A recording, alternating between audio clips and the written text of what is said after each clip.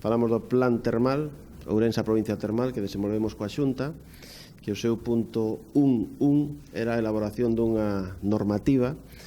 que hoxe tivemos a oportunidade e agradecemos ao Conselleiro de Economía e Industria que estivera aquí para falarnos dese anteproxecto de lei de usos lúdicos dos espazos termais, que era unha reivindicación dunha provincia termal como Ourense, que é o territorio con maior potencial termal de Europa e que ahora nos enfrontamos a novos retos a vida conta de presidir a Asociación Europea de Cidades Históricos Termais. E trátase dunha legislación pioneira, non só en España, sino a nivel europeo. La red es un órgano que permitirá que se mantenga un contacto directo con los concellos que cumplen estas características, en el que se hablará de propuestas en este ámbito y que servirá de apoyo para llevar a cabo las infraestructuras que se requieran, la difusión del turismo termal y todo ello con vistas a la entrada de la alta velocidad en Ourense en 2020.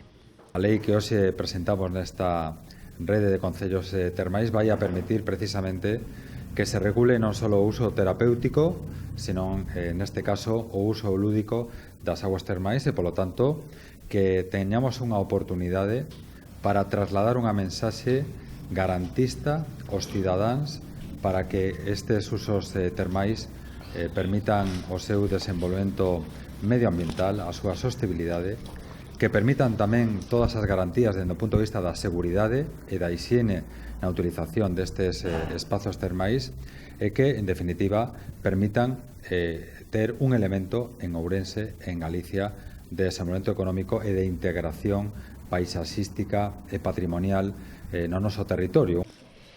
Esta es una oportunidad para dar impulso al desarrollo económico de la provincia y para fijar población. El refuerzo de la política termal y la oferta de los servicios permite que en Galicia nos visiten más de 150.000 usuarios y que haya una facturación de 60 millones de euros al año.